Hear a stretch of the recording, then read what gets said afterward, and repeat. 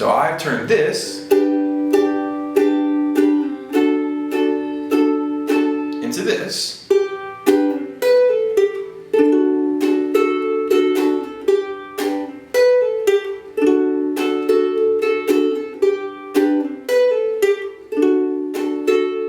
What's up everybody, Tyler from TenThumbsPro.com coming at you with the second in our songwriting series, the second lesson. If you haven't seen the first one, you should. It's on writing chord progressions and identifying keys. But today we're going to look at 4 ways to make those chord progressions a little tastier, how to spice them up.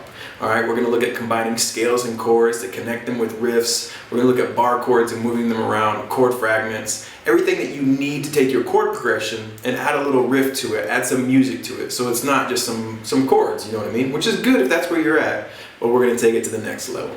We haven't talked about lyrics yet. We're going to be doing that next week. This process can be done both before you have lyrics and after you have lyrics. The only thing that you need to do it is a chord progression. Alright, so you're going to need your brains for this one, your ukulele, plus your own chord progression. Remember, this is the second in 4 for our songwriting series, which is happening every Sunday for the entire month of May. Alright, so just tune in on Sunday, and by the end of this month, you're going to be able to write tasty, tasty songs. I'm also kicking the tires on having this thing professionally produced, and I found an online a studio that I can send my music to at the end that can make a whole song. And I'll put some information about that below because maybe you want your song professionally produced as well. Alright?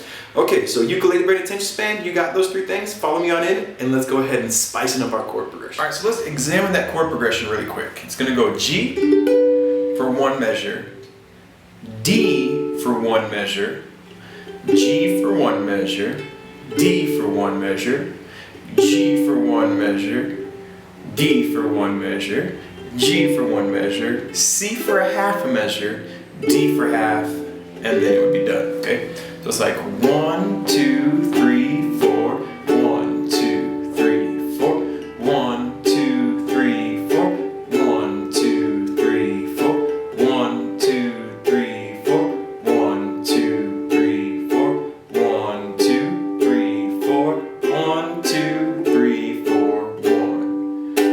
Okay, so it's really an 8-bar progression because at that G, assuming that this was the song, it would start over.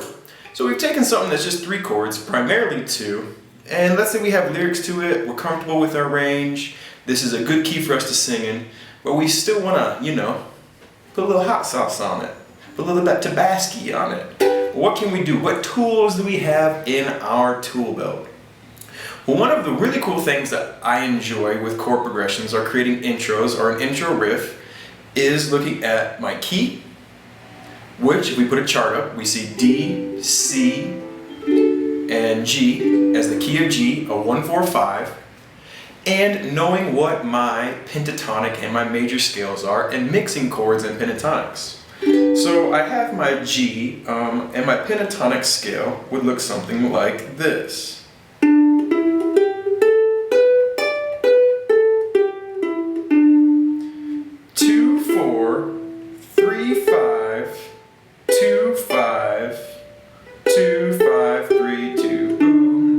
Okay, so that's the pentatonic scale, but the pentatonic scale is missing the 4th interval with my C note, so I have the 3rd fret up here, open down here, and also the F sharp, which is the 7th interval, which I have here.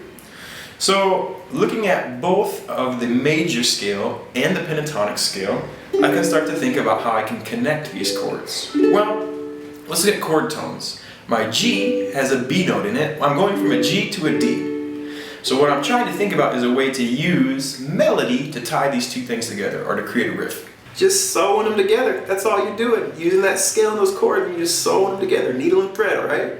And I have my chord notes in common. If I look and make my G, I have a B note, a G note, oops, and a D note. And in my D chord, I have a note, F sharp, and a D. So you can see a D is a common chord tone, but the other 2 are not.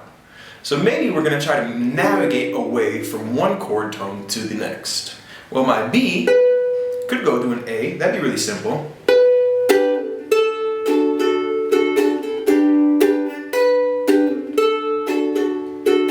Okay, and so that's kind of the idea, but that's still a little basic. We can add a little more flavor to that. How do I want to add a little more flavor? Well, what I'm gonna do is I'm going to make a bigger run that goes B, A, G, F sharp.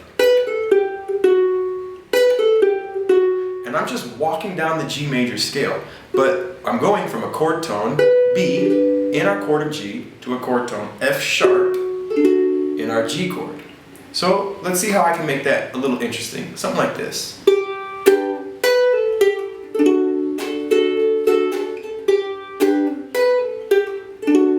Okay, that is interesting. I'm plucking a G. 1, 2, 3 on the third beat, and I'm pulling B to open A, G string on the fourth beat, and then I'm making a D chord and strumming these 3 strings to let that F sharp ring out. So I've turned this into this.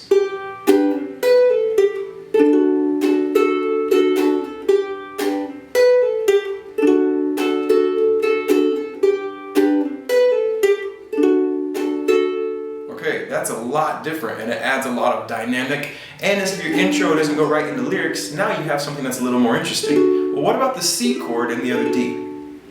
The C chord has an E note in it, and the E note is the 6th interval of the key of G. So I can play that E note if I want. Well, I'm going to do the exact same riff then, only this time, instead of going to F sharp, I'm going to go down to E. Okay, so I'm still using the same scale, key of G major, because I'm in the key of G major, to tie these chords together. Okay, so then from the G to the C you get half a beat, then I'll play the D up to the F sharp, and then the G chord. So again, to review, well, let's play it one time and then break down again real quick, review how I got it done. Here we go from the top.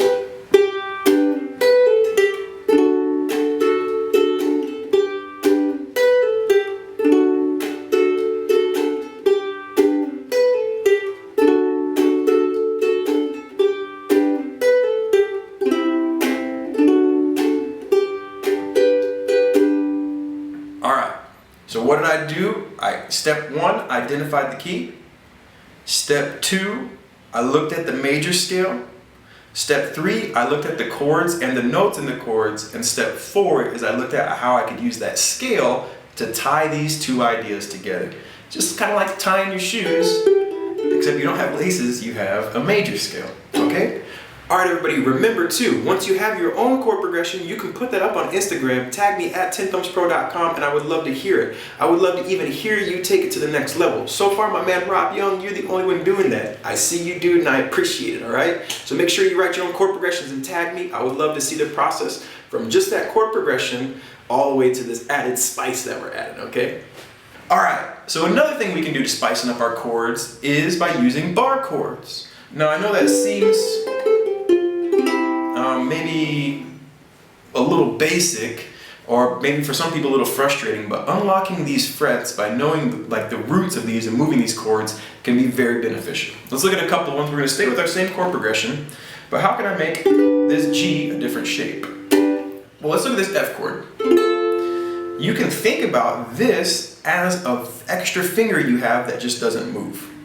So if you were to make an F chord, instead of your pointer finger and your middle finger, with your middle finger and your ring finger, and lay your finger down where that nut is, you kind of get this shape that can move.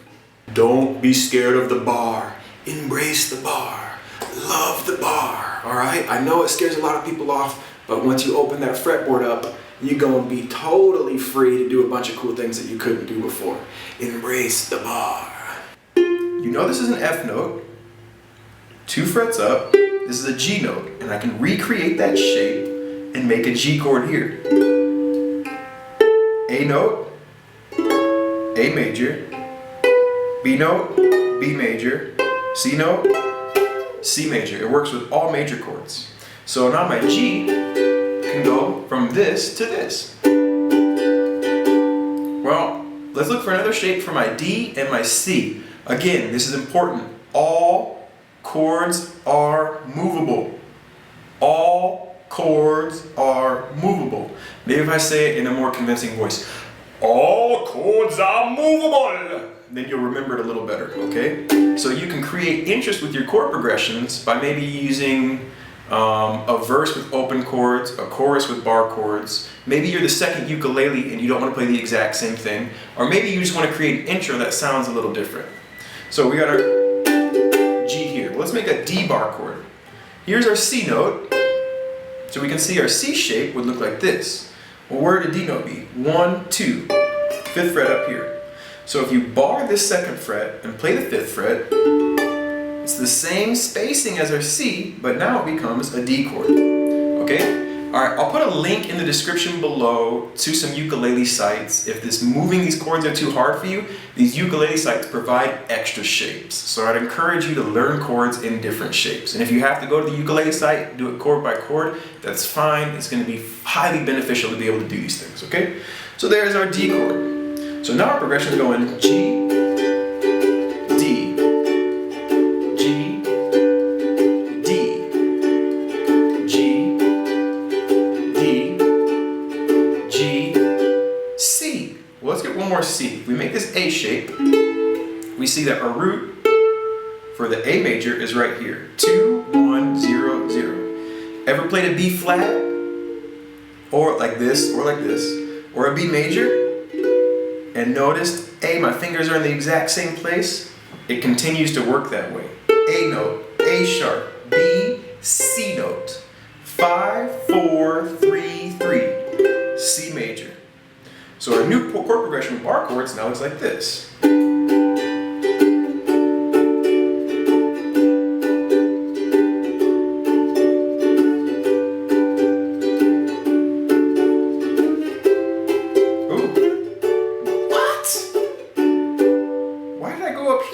Well, because D note, 7, 6, 5, 5, this is also a D. A D chord here, a D chord here, a D chord here, G, A, B, C, D, a D chord up here, alright? Just like that one kid in Sixth Sense sees dead people, I see D chords. I see D chords. Okay? So, now imagine you got two ukuleles, one of you is doing the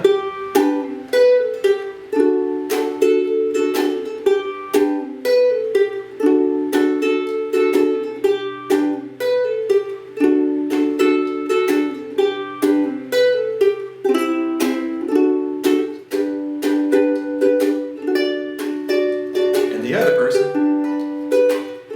I mix the strumming and finger picking patterns. Feel free to do that in your own songwriting as well. It doesn't have to be a finger-picking song or a strumming song. You can mix those ideas. You can even mix them within the same bar. Experiment with that idea as well.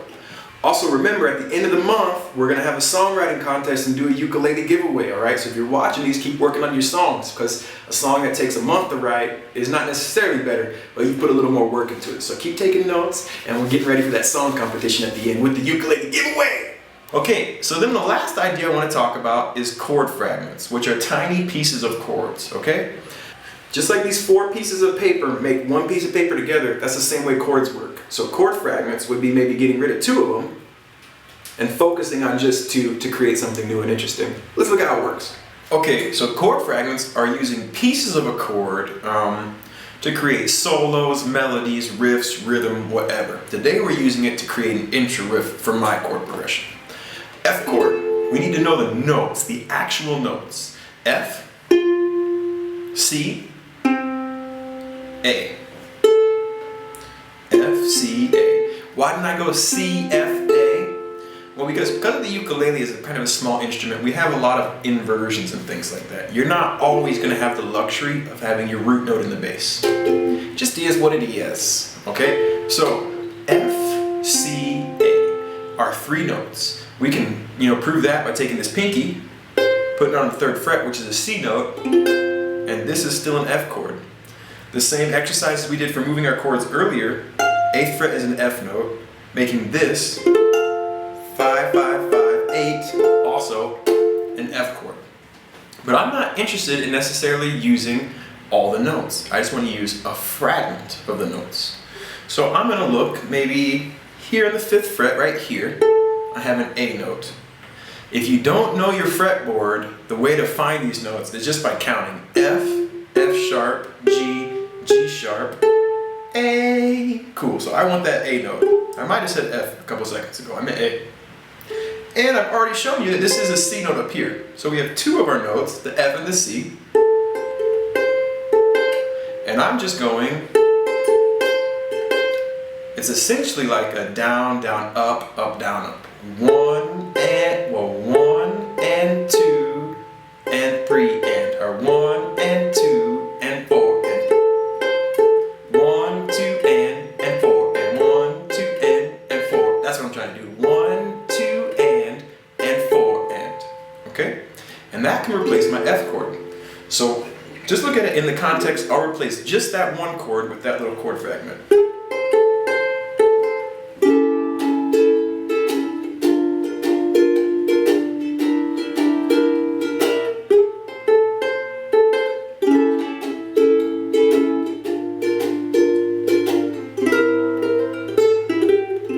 Okay, so let's do the same thing for the rest of our chords. Well, our next chord, A7, clearly has an A in it. It's kind of good to see notes when you're going from chord to chord if they have any notes in common. But it also has a C sharp in it. Well, C sharp is only one note up from our C. So I can actually take this shape, keep the A, and move this to a C sharp. Oh, interesting. G minor 7. Well, let's look at the notes in a G minor 7. We have a G, we have a D. Interesting, a D is only one up from our C7, so we've seen a movement going on. D note, F note, and a B flat. A B flat is also only one note up, or I'm sorry, yeah, one note up from our A. So this that was A and C sharp, well, we also have a B flat and a D in our G minor 7. So far we have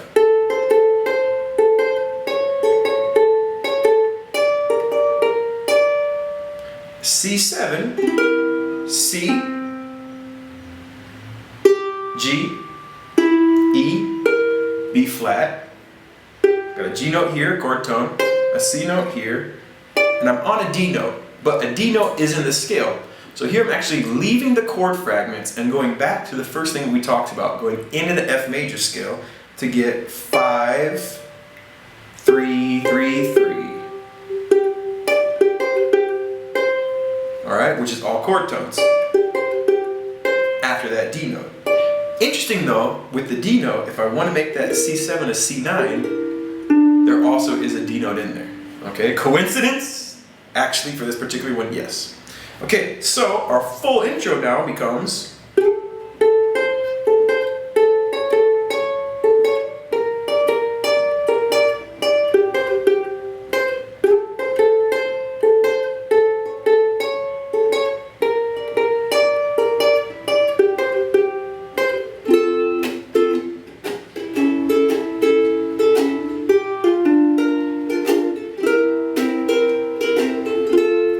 an intro for my tune that's interesting and fun, but it also establishes my chord progression from the get-go. Alright? Now the last thing I want to look at is just filling up space. Great way to fill up space is with the pentatonic scale. Alright? So I have this chord progression, and if I want to, I have access to the F major pentatonic scale anytime I want. 0, 2, 3, 5, 0, 2.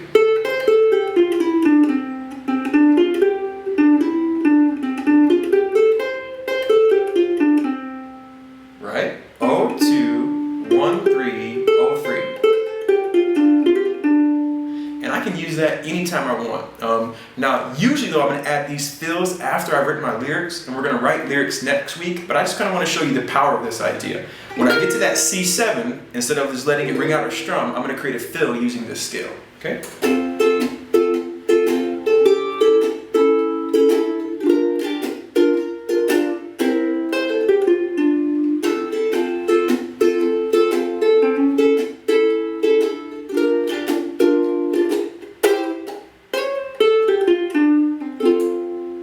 This is another C7 shape, all right? Boom, boom, boom. A7, B flat 7, B7, C7. So again, seeing those chords in different shapes also helps.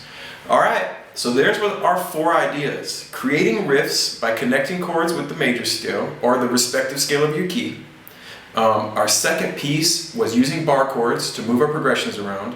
Our third piece was creating riffs with chord fragments. And our fourth piece was filling space with the pentatonic. All of these are going to add instant spice to your chord progressions. TenThumbs. All right, everybody, so that was it. You got all 4 of those pieces. Super happy to put those tools in your tool belt. Remember to subscribe, TenThumbsPro.com.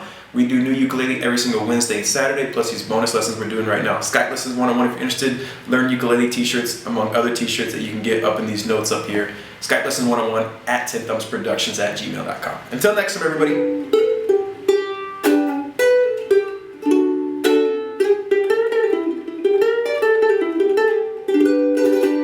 Cool, that was a lot of fun. Thank you so much for watching at the very end. Remember that you can load up your chord progression and tag me at TenThumbsPro.com. I would love to hear it, give you some feedback, and I'd love to see you take it to the next step. So far, only one person's doing that, and that's you, Rob, and I appreciate that, all right? Just make sure everyone else is doing that out there, okay? And remember, every Sunday for the entire month of May, the songwriting series. If you're just joining us, it doesn't matter when it is in the future, you can check out that playlist and see all 4 videos as well, okay? TenThumbsPro.com, PDFs for the Patreons, t-shirts up in the notes, all that good stuff. Have a lovely day. Take care of yourselves.